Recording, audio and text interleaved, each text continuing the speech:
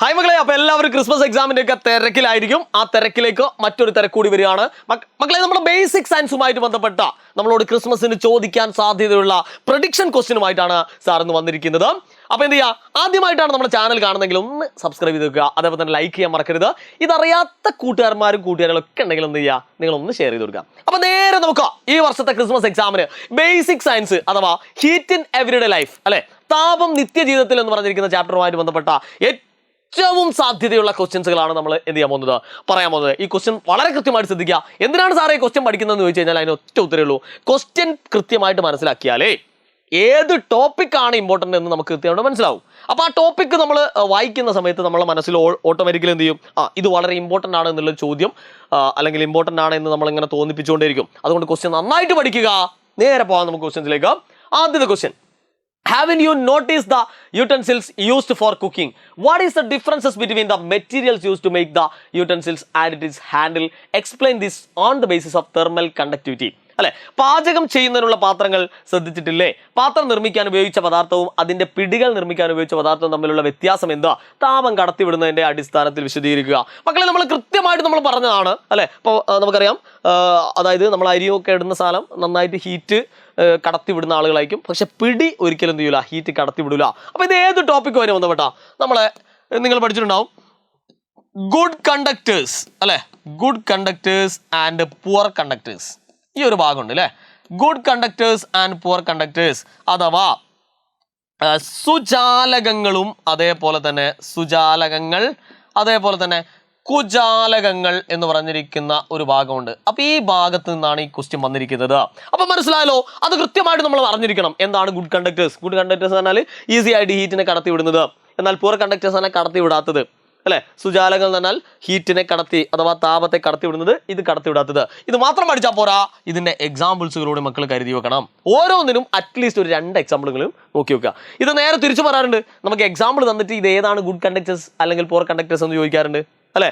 ഏതാണ് സുജാലകങ്ങൾ, ഏതാണ് കുജാലകങ്ങൾ എന്നൊക്കെ ചോദിക്കാറുണ്ട്. അപ്പൊ കൃത്യമായിട്ട് ഇതിന്റെ എക്സാമ്പിൾസുകൾ അറ്റ്ലീസ്റ്റ് ഒരു 2 എണ്ണെങ്കിലും നമ്മുടെ മനസ്സിലുണ്ടായിരിക്കണം. അപ്പോൾ ഇങ്ങനെയാണെങ്കിൽ നമുക്ക് ഈ ചാപ്റ്റർ അല്ലെങ്കിൽ ഈ ചാപ്റ്ററിൽ ഈ ഒരു ടോപ്പിക്കിൽ വരുന്ന ക്വസ്റ്റ്യൻസിൽ വളരെ സിമ്പിൾ ആയിട്ട് നമുക്ക് ഹാൻഡിൽ ചെയ്യാൻ പറ്റും കേട്ടോ.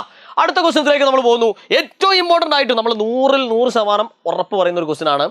ഈ ഒരു ഭാഗങ്ങൾ അല്ലെങ്കിൽ identify the land breeze and see breeze അല്ലെ, അഥവാ കടൽക്കാറ്റ് കരക്കാറ്റ് എന്നിവ കണ്ടെത്താൻ നമ്മളോട് ചോദിക്കുന്ന ഒരു ചോദ്യമുണ്ട്. ഇത് ചിത്രം രൂപത്തിലും തരാം, നേരെ തിരിച്ചും വരാം കേട്ടോ. അപ്പൊ ഇവിടെ നിങ്ങൾക്ക് തന്നിരിക്കുന്ന ഒരു ചോദ്യമാണ് ചിത്ര രൂപത്തിൽ. അപ്പൊ ഇതെങ്ങനെയാണ് സാറേ ഐഡന്റിഫൈ എന്ന് ചോദിച്ചു കഴിഞ്ഞാൽ വളരെ സിമ്പിൾ ആണ്.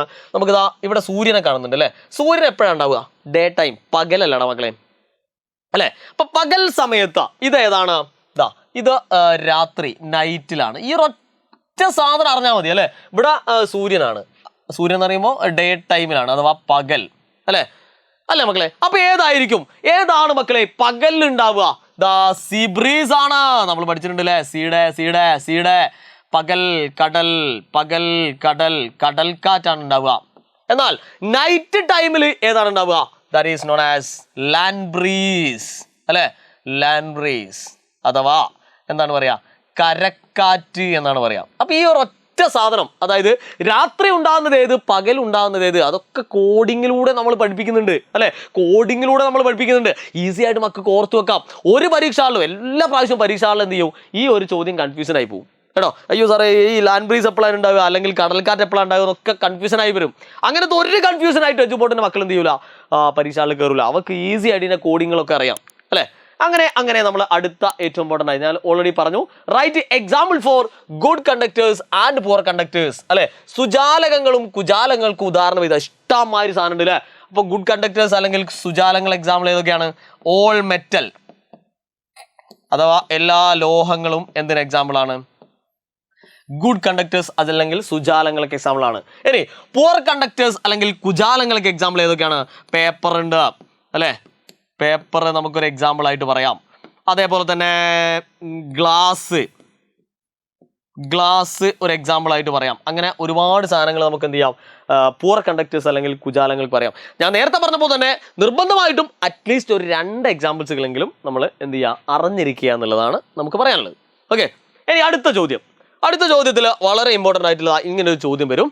What happens to a substance in a beaker when it is heated to 100 degree Celsius and why? അല്ലെ, 180 ഡിഗ്രി ചൂടാക്കുന്ന സമയത്ത് ബീക്കറിലെ ജലത്തിന് എന്ത് സംഭവിക്കുന്നു എന്നുള്ളതാണ്. മക്കളെ, നമുക്കറിയാം ചൂടാക്കുന്ന സമയത്ത് ഏതൊരു സാധനം ചൂടാകുമ്പോൾ അതെന്ത് ചെയ്യും? എക്സ്പാൻഡ് ചെയ്യും. അല്ലെ, അത് എന്ത് ചെയ്യുന്നു മക്കളെ? വികസിക്കുന്നു. അല്ലെ, എന്തായാലും ഇത് വികസിക്കും. അല്ലെ, ഇവിടെ നോക്കി, ഇവിടെ 70 ഡിഗ്രി ആയപ്പോൾ എങ്ങനെയാണുള്ളത്? 150 എത്തുമ്പോൾ അത് വികസിച്ച് ഇത്രയായി. അല്ലെ, 150 ആകുമ്പോഴേക്ക് അത് പുറത്ത് ചാടി.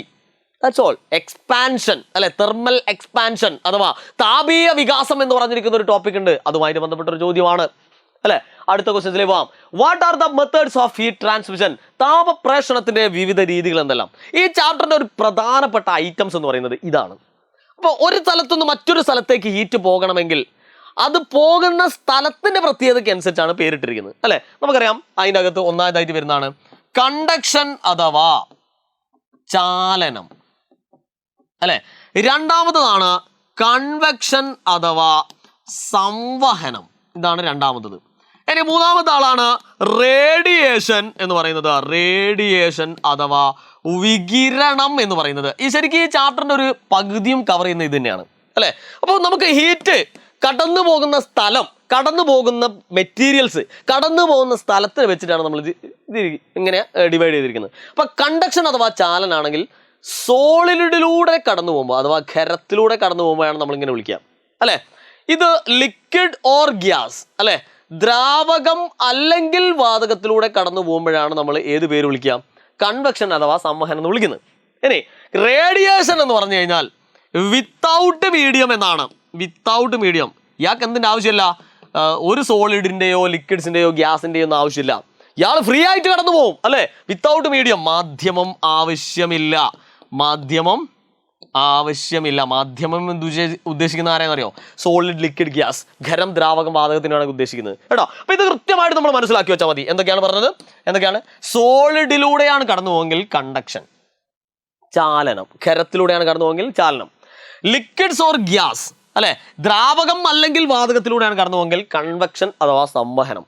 ഇനി ഈ പറഞ്ഞിരിക്കുന്ന ഒരു സാധനത്തിലൂടെ കടന്നു പോകുന്നില്ല എങ്കിൽ, അതായത് സോളിഡിലൂടെയോ ലിക്വിഡ്സിലൂടെയോ ഗ്യാസിലൂടെയോ ദ്രാവകത്തിലൂടെയോ വാതകത്തിലൂടെയോ ഒന്നും ഖരത്തിലൂടെ ഒന്നും കടന്നു പോകാത്ത ഈസി ആയിട്ടൊരു ശൂന്യതയെ കൂടി MTയിലൂടെ പാസ് ചെയ്യുകയാണെങ്കിൽ അതിനെ വിളിക്കുന്നവരാണ് റേഡിയേഷൻ എന്ന് പറയുന്നത്.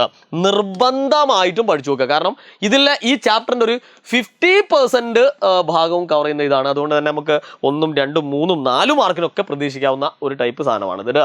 ഓക്കെ, അപ്പൊ ഇത്രയും കാര്യങ്ങളൊക്കെയാണ് ഹീറ്റ് ഇൻ എവറിഡേ ലൈഫ് എന്ന് പറഞ്ഞിരിക്കുന്ന ചാപ്റ്റർ നമുക്ക് പഠിക്കേണ്ടത്. അപ്പൊ നിങ്ങൾ ചോദിക്കുക, അല്ല സാറേ ചോദ്യങ്ങളൊക്കെ മനസ്സിലായി, അപ്പൊ ഇതിന്റെ ഉത്തരം ഒന്നുകൂടി അറിയാൻ ഇപ്പൊ എന്താ ചെയ്യാ?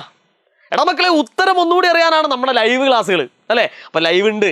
ലൈവ് സമയത്ത് നമ്മൾ എന്ത് ചെയ്യും? ഈ ചോദ്യങ്ങളൊക്കെ ഒന്നുകൂടി അങ്ങോട്ട് പഠിപ്പിച്ചു തരും. ഇത് ഓർത്ത് വെക്കാനുള്ള ട്രിക്ക്, പാട്ട്, കോഡ്, അങ്ങനെ സകല ഗുലാബി സാധനങ്ങളും നിങ്ങൾക്ക് അന്ത സമയത്ത് ഞാൻ പഠിപ്പിക്കും. ഓക്കെ, അപ്പൊ എന്ത് ചെയ്യുക? ലൈവില് നിർബന്ധമായിട്ടും കൃത്യസമയത്തിന് നിങ്ങൾ എത്തിച്ചേരുക. ഇനി ഒരു കാര്യോട് പറയാനുള്ളത്, മക്കളോട് ഞാൻ നേരത്തെ പറഞ്ഞാണ്, ആദ്യമായിട്ടാണ് കാണുന്നതെങ്കിൽ ഒന്ന് സബ്സ്ക്രൈബ് ചെയ്ത് വെക്കുക. അപ്പൊ നിങ്ങൾക്ക് പുതിയ പുതിയ വീഡിയോസുകളൊക്കെ നിങ്ങൾക്ക് കിട്ടും. ഇനി ലൈക്ക് ചെയ്യുക, അതേപോലെ തന്നെ നിങ്ങളെ കൂട്ടുകാർക്കും ഒന്ന് ഷെയർ ചെയ്യാം. അപ്പൊ ഈ വർഷത്തെ ക്രിസ്മസ് എക്സാം പൊളിക്കാൻ തന്നെയാണ് നമ്മൾ തീരുമാനം. അതിന് നമ്മളെ ലൈവ് ക്ലാസ്സുകളും നമ്മളെ ഷോർട്ട് വീഡിയോസുകളും അങ്ങനെ കണ്ടന്റ് വീഡിയോസുകളും ഒക്കെ വരുന്നുണ്ട്. അപ്പൊ ലൈവ് ക്ലാസ്സിലൂടെ നമുക്ക് വീണ്ടും കാണാം. Good bye.